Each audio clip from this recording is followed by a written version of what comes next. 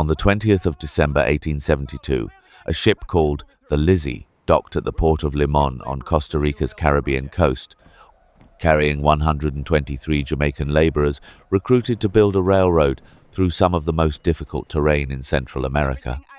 Within a year, more than 1,000 had followed.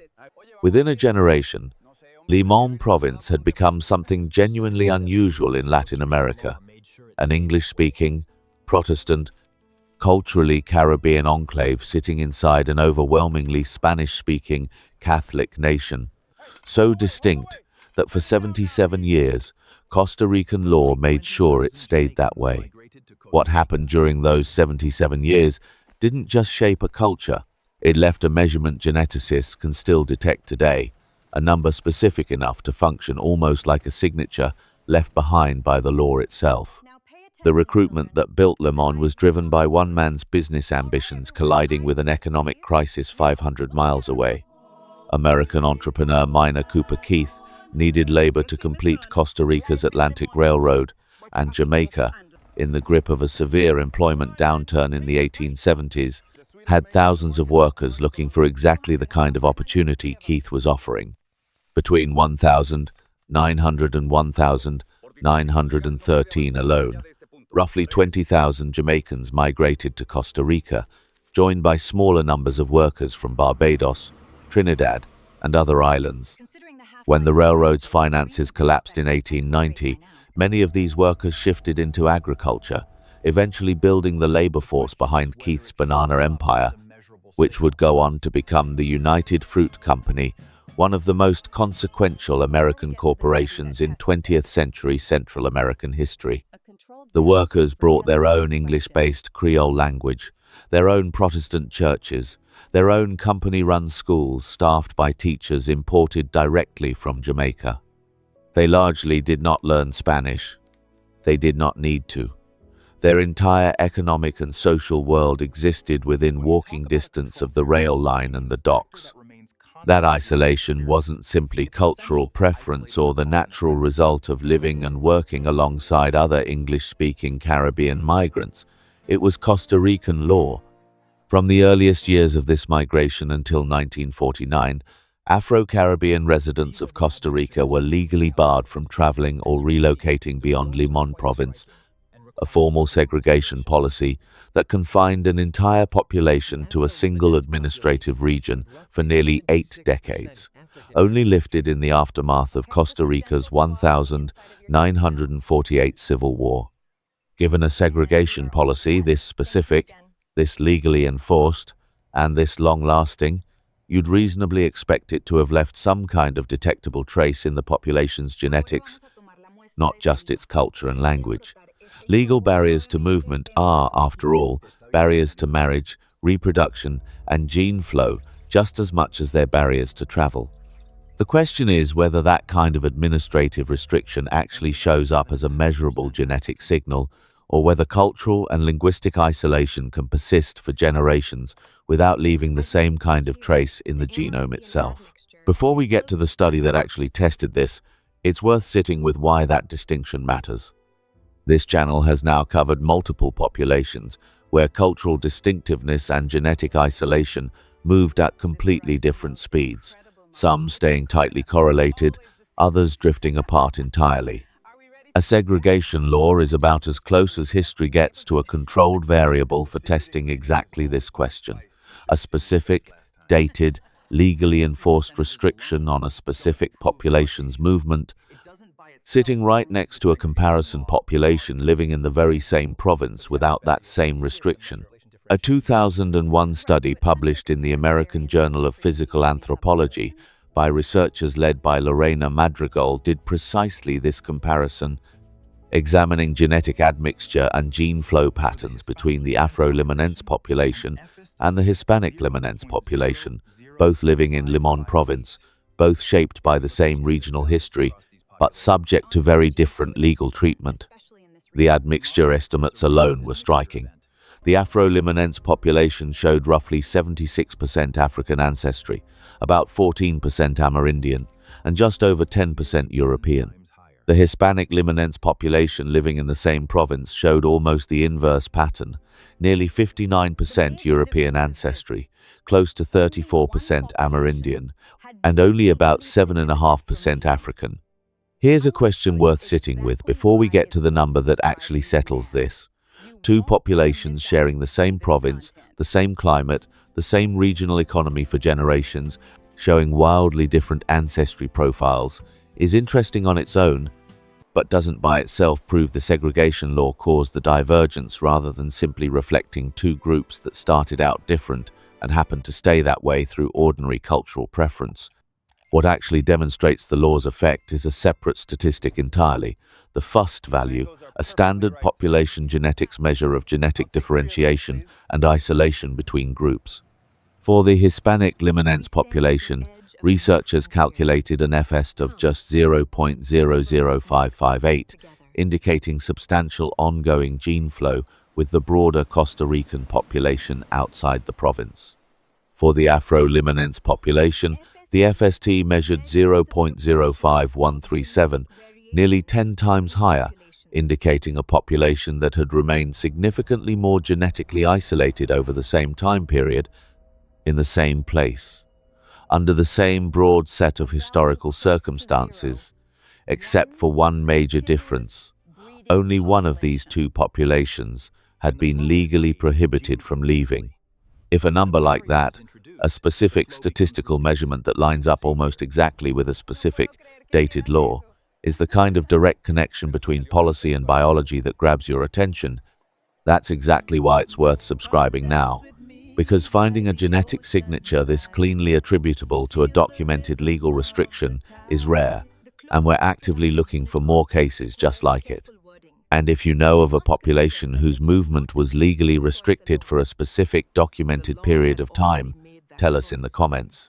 Because that's precisely the kind of setup that tends to produce genetics this clean to interpret.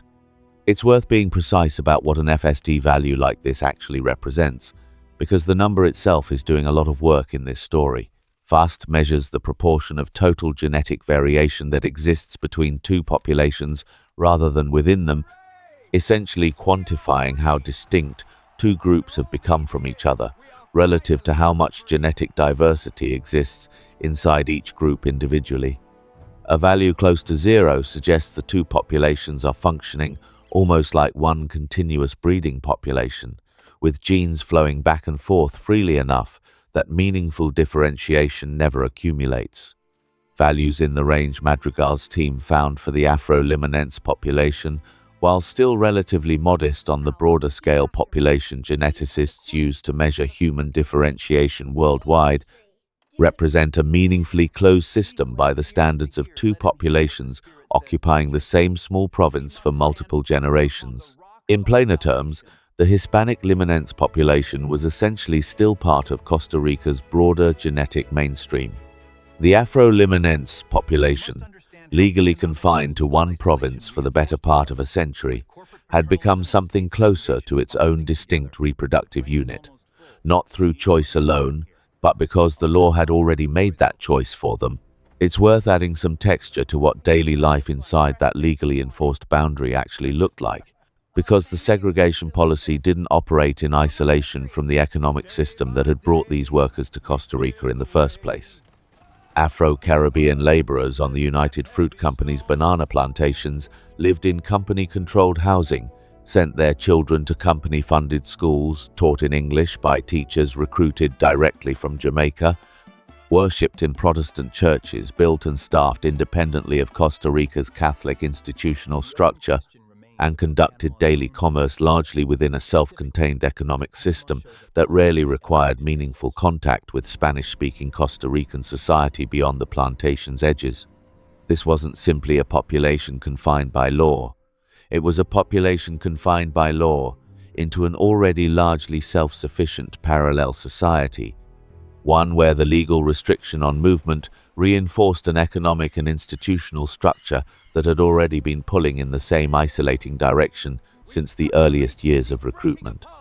The two forces, corporate paternalism and state segregation, functioned together rather than independently, which may help explain why the resulting genetic isolation proved measurable even decades later, long after the original railroad and much of the original banana economy had changed hands entirely. It's also worth noting how this pattern compares to nearby countries that received similar waves of Jamaican and West Indian labor migration during the same historical window. Panama's Afro-Antillean population, recruited in far larger numbers for the construction of the Panama Canal beginning in the early 20th century, followed a broadly similar trajectory of English-speaking, Protestant, occupationally concentrated settlement, though under different legal and administrative conditions than Costa Rica's formal provincial confinement. Whether Panama's Afro-Antillean population shows a comparably elevated fast value relative to Panama's broader population remains, as far as published research currently shows, an open question, one this channel may eventually be positioned to explore directly, given how closely the underlying historical pattern, Caribbean recruitment, English language enclave formation, and varying degrees of legal or institutional separation tracks the same broad script that produced Limon's own measurably distinct genetic signature. There's an older, less documented layer to Afro-Costa Rican history worth mentioning too, because Limon's story didn't begin with the Lizzie in 1872. Local oral tradition around the town of Cahuita, further south along the same Caribbean coast, describes a slave ship wrecking offshore sometime in the 18th century, with survivors escaping into the surrounding forest and integrating with indigenous Bribri and Cabecá communities already living in the region. A much earlier and far less genetically studied African presence layered underneath the better documented railroad-era migration by more than a century.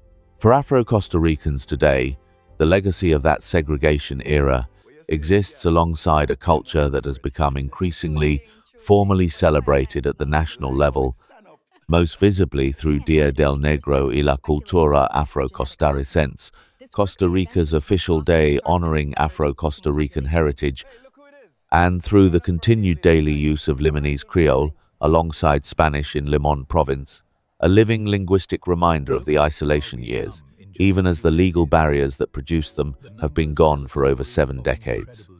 By 2011, Afro-Costa Ricans had spread across every province in the country, no longer legally confined to Limón, roughly a third settled in the capital region of San Jose alone, a demographic redistribution that the genetic data suggests may, over enough additional generations, eventually soften the sharp FST divergence researchers measured in 2001, assuming that process hasn't already begun quietly reshaping the numbers in the decades since. What makes the Limón case a distinctive addition to this series is how directly it connects a documented, dated government policy to a specific, measurable genetic outcome without requiring speculation about centuries-old trade routes or contested oral history to make the link. The law said one population could move freely and the other legally could not. 77 years later, 2 populations living in the same small province carry genomes that still remember exactly which one of them that was. Most laws leave records in archives, court documents, and the memories of the people who lived under them. This one, uniquely among the populations this channel has profiled, also left a record in a statistic, sitting quietly in a peer-reviewed journal, waiting for anyone willing to read a number as carefully as they'd read a page of legal text.